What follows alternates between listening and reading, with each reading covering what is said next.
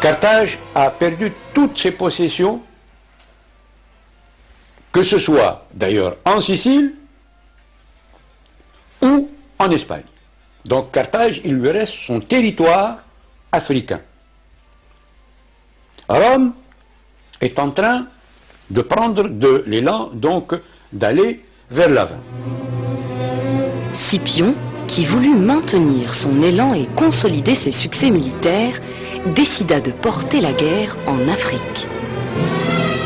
Après avoir commandé l'armée romaine en Espagne, donc vers 212-211 avant Jésus-Christ, Scipion commençait à songer à déplacer la guerre vers l'Afrique du Nord. Donc c'est à partir de là qu'il a commencé à mettre en place une stratégie. En fait, il essayait de s'allier à ces rois berbères afin de pouvoir contrer Carthage. Si Hannibal était en mesure de mener la guerre en Italie, pourquoi Scipion ne la ferait-il pas en Afrique? Pour cela, il lui fallut des alliés sur le terrain. Il décida donc de rencontrer Syphax.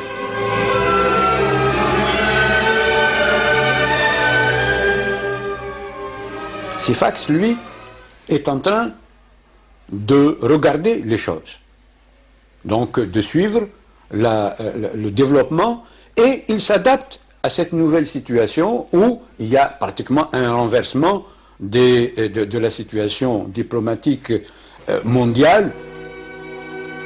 Et c'est ainsi que Scipion prit le risque, malgré les dangers, de quitter l'Espagne et d'accoster sur les rives sud de la Méditerranée à Siga, capitale de Syphax. Le hasard voulut qu'Hasdrubal, le général carthaginois, arriva presque au même moment que Scipion. Nous sommes en 206 avant Jésus-Christ. On sait que les Romains qui veulent en découdre une fois pour toutes avec les Carthaginois feront tout.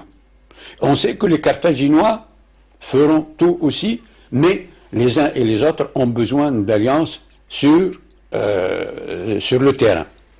Or, évidemment, Tite-Live ou Polybe, que disent-ils? Ils disent que c'est Scipion qui cherche à rencontrer Syphax, Hasdrubal qui cherche à rencontrer Syphax, de retour d'Italie, Syphax qui veut devenir un partenaire. Pourquoi est-ce que ce ne serait pas lui qui aurait été à la tête de l'initiative de provoquer une sorte de conférence à Troie? Ceci est tout à fait plausible puisqu'il a exigé que ce soit Scipion qui vienne et non pas, comme Scipion le voulait, envoyer des officiers subalternes. Hasdrubal a besoin de Syphax. Il arrive quelques heures pratiquement après Scipion. Selon Tite-Live, Syphax trouva fort beau, et cela l'était vraiment, de voir les généraux des deux peuples les plus puissants de l'époque venir, le même jour, lui demander sa bienveillance et son amitié.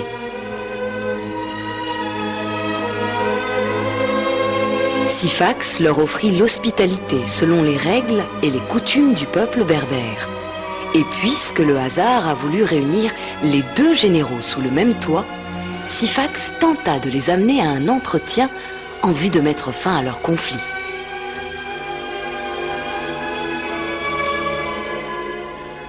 Syphax veut lancer une sorte de conférence à Troie avec comme idée fondamentale: on se met d'accord, vous les Romains, vous restez chez vous, les Carthaginois sont chez eux puisque les Carthaginois c'est fini avec l'Espagne, et moi je suis un agent de paix, si vous voulez, et donc je milite avec les uns et les autres. La conférence tripartite qui se tient à Siga en moins 206 montre combien l'avis ou le soutien de Syphax était important pour les deux parties au conflit. Scipion refusa cette conférence de paix à Troie, n'étant pas mandaté par le Sénat pour discuter des affaires de l'État. Par contre, Scipion ne trouva aucune objection à se mettre à la même table qu'Hasdrubal. Un dîner offert par le roi réunit Scipion et Hasdrubal, qui prirent place sur le même lit. Le succès diplomatique de Syphax fut immense. Les deux grandes puissances en Méditerranée étaient à Siga.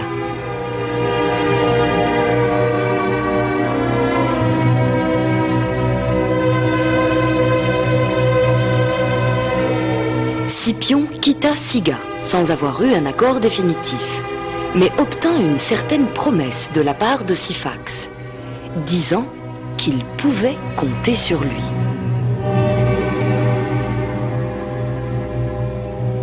Après cette rencontre, Hasdrubal sort très méfiant. Va voir les Carthaginois et leur fait un discours.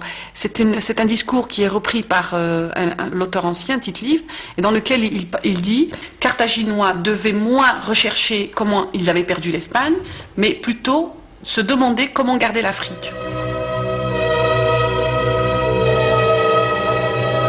De retour en Espagne, Scipion chercha à rencontrer Massinissa, qui s'y trouvait déjà depuis quelques années à la tête d'une armée numide.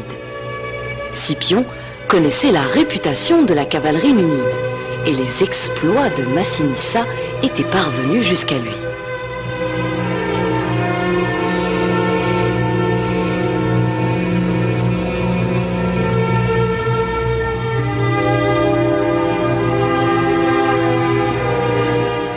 Il fallait pour Scipion un allié africain qui connaisse très bien le terrain, qui puisse approvisionner les troupes romaines et qui puisse être d'une aide essentielle pour l'issue de la bataille.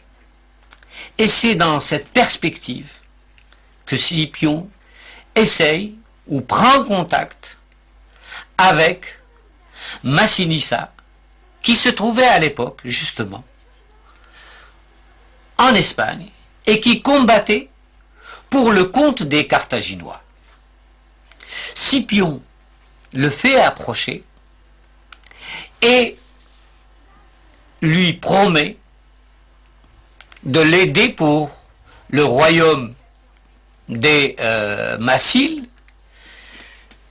sachant que Massinissa, étant ambitieux, voulait monter sur le trône de ses aïeux.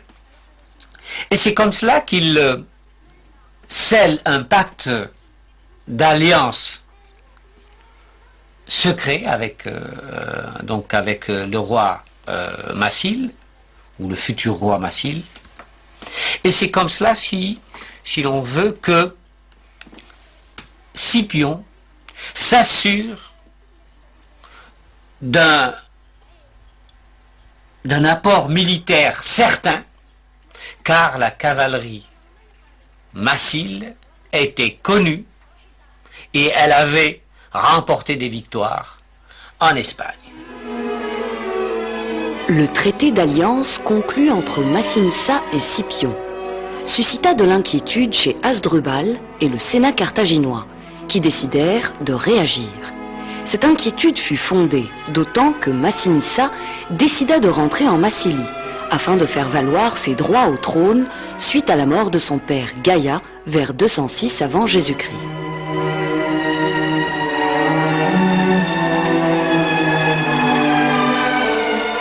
Hasdrubal s'inquiète et il finit par comprendre que Syphax joue un très grand rôle avec Scipion, et il préfère à ce moment-là de gagner sa confiance en lui proposant en épouse sa fille Sophonice.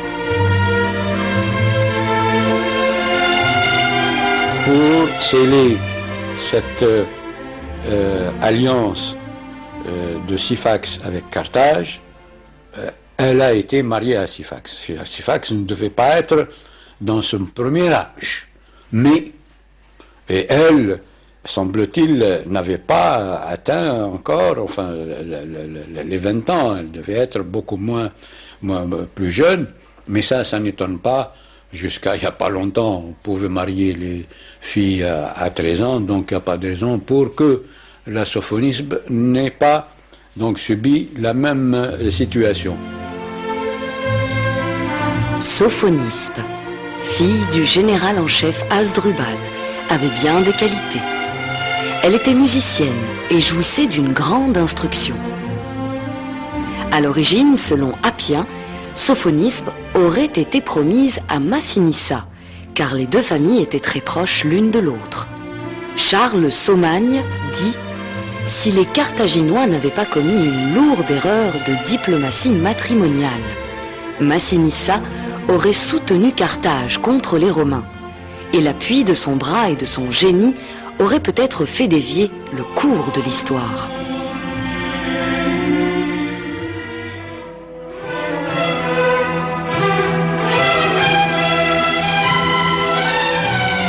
Le débarquement des Romains en Afrique fut un tournant décisif pour les événements qui suivirent, et notamment pour l'issue de la Deuxième Guerre punique.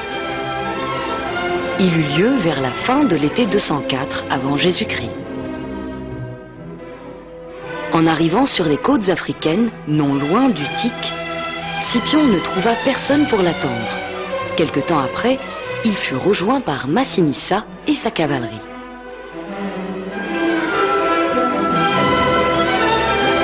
Et de nouveau, Syphax, espérant toujours jouer ce rôle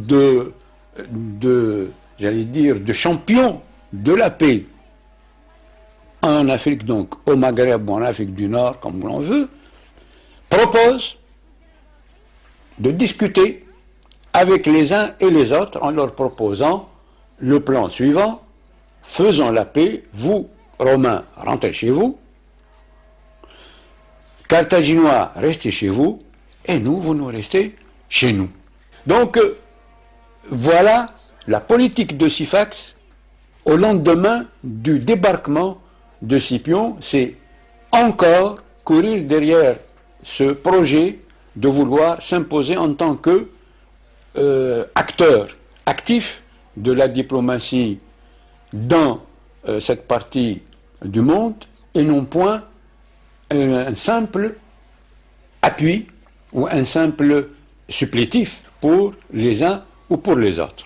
Évidemment, Scipion écoute, mais Scipion est quelqu'un qui a un compte à régler avec les Carthaginois.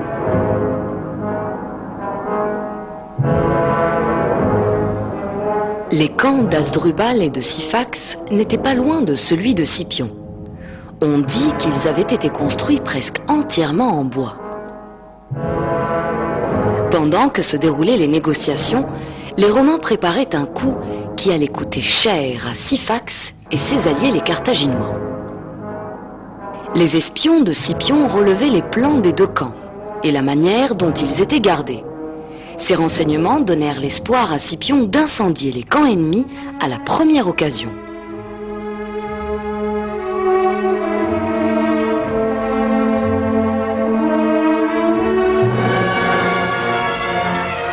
Au moment venu, l'armée romaine envahit les camps de Syphax et d'Hasdrubal, presque en même temps pour y mettre le feu. Les hommes de Syphax, croyant le feu fortuit, se dispersèrent sans armes pour l'éteindre. Alors, ils tombèrent sur leurs adversaires armés. Dans le camp d'Hasdrubal, les Carthaginois crurent aussi que le feu était un fait du hasard. À leur tour, ils tombèrent sous les coups des Romains.